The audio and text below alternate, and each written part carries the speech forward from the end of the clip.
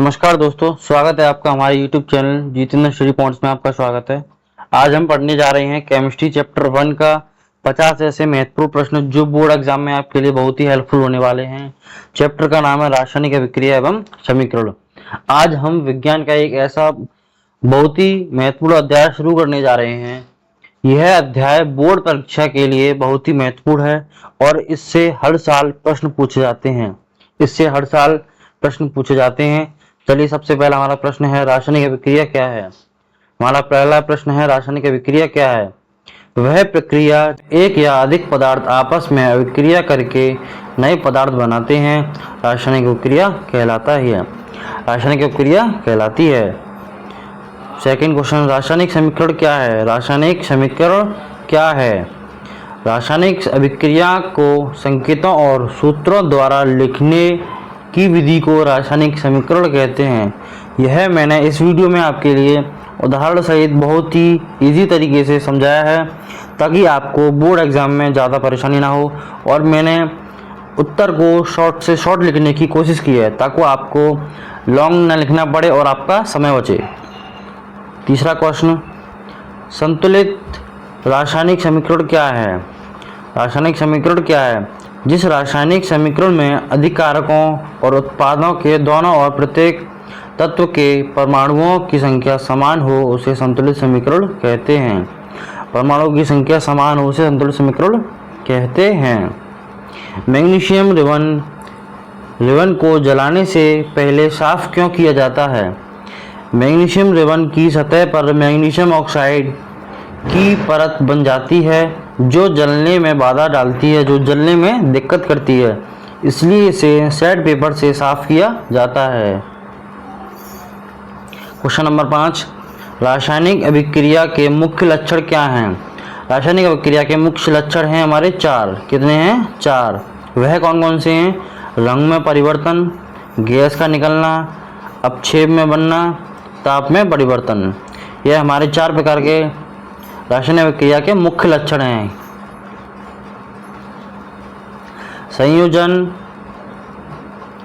संयोजन अभिक्रिया क्या है। संयोजन अभिक्रिया क्या है। जिस अभिक्रिया में 2 या 2 से अधिक पदार्थ मिलकर एक नया पदार्थ बनाते हैं उसे संयोजन अभिक्रिया कहते हैं। क्या कहते हैं? उसे संयोजन अभिक्रिया कहते हैं। अपघटन अभिक्रिया क्या है। क्वेश्चन नंबर 7, अपघटन अभिक्रिया क्या है। जिस अभिक्रिया में एक यौगिक टूटकर 2 या अधिक सरल पदार्थ बनाता है उसे अपघटक अभिक्रिया कहते हैं। क्या कहते हैं? उसे अपघटक अभिक्रिया कहते हैं। विस्थापन अभिक्रिया क्या है। जिस अभिक्रिया में अधिक क्रियाशील तत्व कम क्रियाशील तत्व को उसे यौगिक से विस्थापित कर देता है उसे विस्थापन अभिक्रिया कहते हैं। क्या कहते हैं? उसे विस्थापन अभिक्रिया कहते हैं। ऑक्सीकरण और अपचयन में अंतर। ऑक्सीकरण ऑक्सीजन का जुड़ना या फिर हाइड्रोजन का घटना। अपचयन में है ऑक्सीजन का घटना या हाइड्रोजन का जुड़ना। इसमें हमें ऑक्सीकरण का जस्ट उल्टा कर देना है।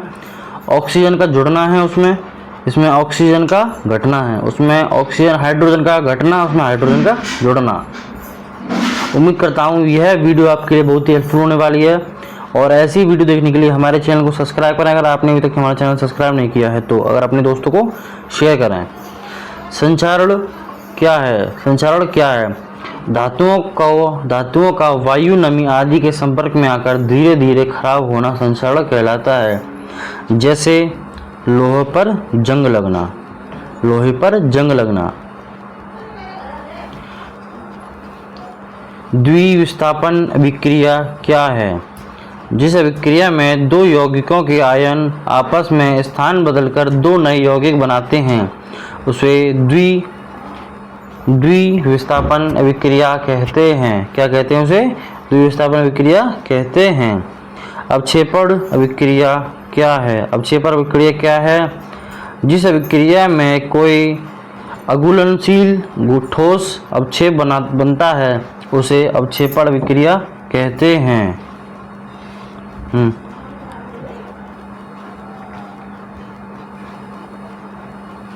क्वेश्चन नंबर 13, ऊष्माक्षेपीय अभिक्रिया क्या है।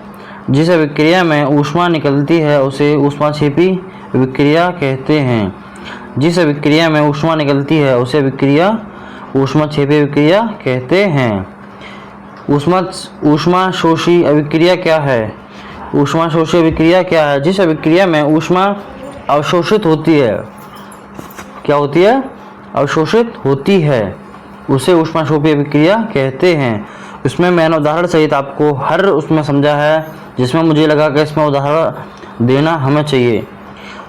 ऊष्मा देने पर, इसका यह उदाहरण है ऊष्मा देने पर। आप इसे जरूर अपनी नोटबुक में नोट कीजिएगा। रेडॉक्स अभिक्रिया क्या है? रेडॉक्स अभिक्रिया क्या है? जिस अभिक्रिया में एक पदार्थ का ऑक्सीकरण तथा दूसरे का अपचयन एक साथ होता है उसे रेडॉक्स अभिक्रिया कहते हैं। क्या कहते हैं? उसे रेडॉक्स अभिक्रिया कहते हैं। क्वेश्चन नंबर 16, ऑक्सीकारक क्या है? ऑक्सीकारक क्या है? जो पदार्थ दूसरे पदार्थ का ऑक्सीकारक करता है, ऑक्सीकारक कराता है, उसे स्वयं अपचयित होता है।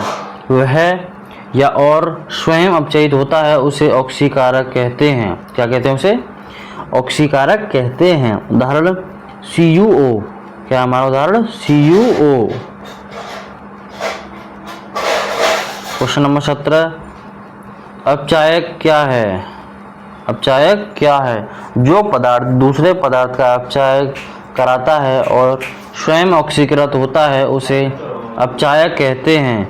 उदाहरण H2 hydrogen. H2 hydrogen. Question number 18, संक्षारण को रोकने के उपाय लिखिए। संक्षारण को रोकने के उपाय लिखिए। पेट, इसके रोकने को उपाय 5 प्रकार के हैं। कितने प्रकार के? 5 प्रकार के। पहला है हमारा पेंट कराना, दूसरा ग्रीस या तेल लगाना, तीसरा है ग्लेवेनाइजेशन, जस्ता चढ़ाना, चौथा है विद्युत लेपन, पांचवा है मिश्र धातु बनना, मिश्र धातु बनाना। और 19, क्वेश्चन नंबर 19, वाष्पीकरण, वाष्पीपन। वाष्पीपन क्या है? वसा एवं तेल का वायु के संपर्क में आकर ऑक्सीकृत होने से खराब हो जाना तथा दुर्गंध आना की प्रक्रिया वाष्पीकरण कहलाती है। की प्रक्रिया क्या कहलाती है? वाष्पीपन कहलाती है। क्वेश्चन नंबर 20, वाष्पीपन को रोकने के उपाय।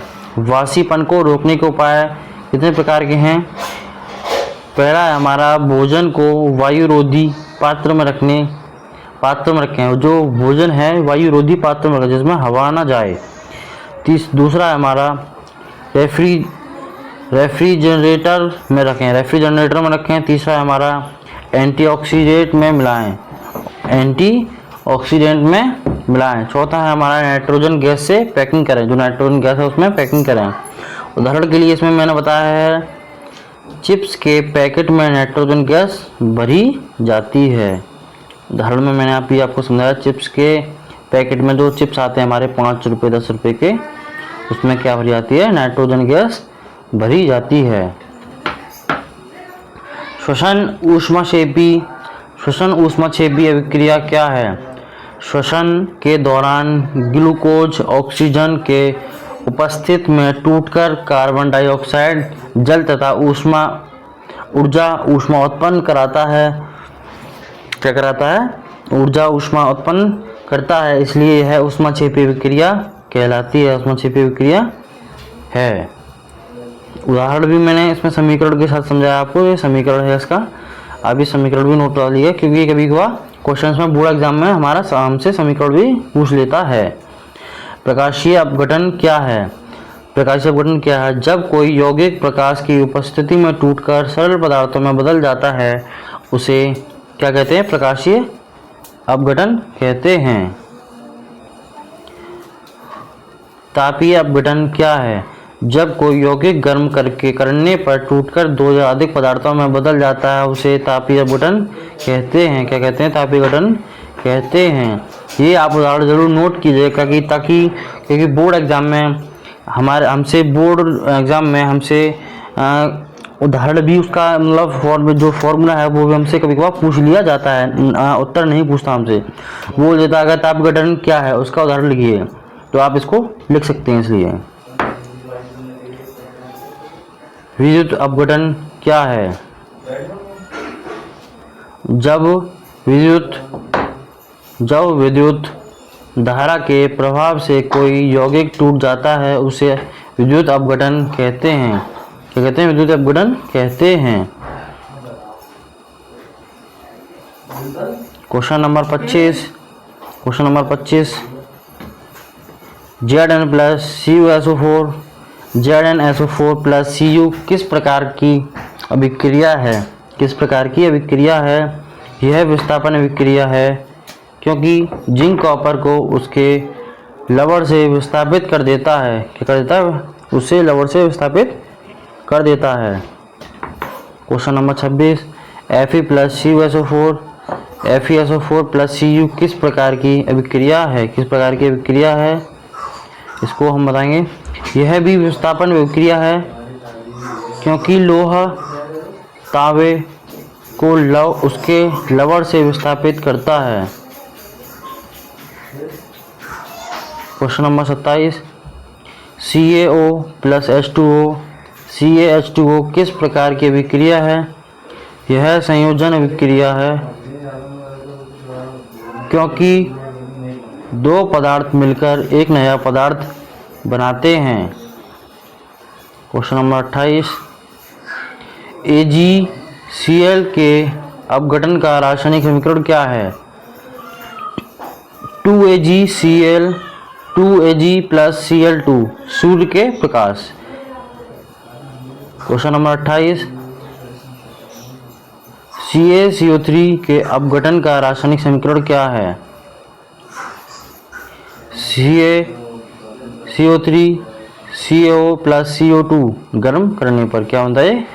गर्म करने पर। Answer. Question number 30 Cu plus H2O अभिक्रिया को समझाएं। इस अभिक्रिया में कॉपर ऑक्साइड का अपचयन होकर तांबा बनता है तथा हाइड्रोजन H2 का ऑक्सीकरण होकर जल बनता है, इसलिए यह रेडॉक्स अभिक्रिया है। Fe2O3 का अपचयन कैसे होता है? हाइड्रोजन या कार्बन मोनोऑक्साइड द्वारा Fe2O3 का अपचयन कर लोहा प्राप्त किया जाता है। समीकरण 32। Question number 32 H2 plus H2O समीकरण को संतुलित कीजिए। H22 plus O2 2H2O। Question number 33 Fe plus O2 Fe2O3 समीकरण को संतुलित कीजिए। हमने इसमें समीकरण संतुलित किया है 4Fe plus 3O2 2Fe2O3। Question number 34 Ai plus O2 A2 मैंने मना करिए, आवाज मत करो, सुनाई ना आ रही। 34 ये आपको क्लियर है पूरा। समीकरण को संतुलित कीजिए, ये हमने समीकरण संतुलित किया है इसमें। Question number 35 Na plus H2O की रासायनिक अभिक्रिया क्या है? इसमें भी हमने उत्तर दिया है, बहुत अच्छे से उत्तर दिया है। आपको इसमें कुछ नहीं करना है। यह आपको 2Na plus 2H2O 2NaOH plus 2H2 यह एक संयोजन एवं ऊष्मक्षेपीय अभिक्रिया है। क्या है? ऊष्मक्षेपीय अभिक्रिया है।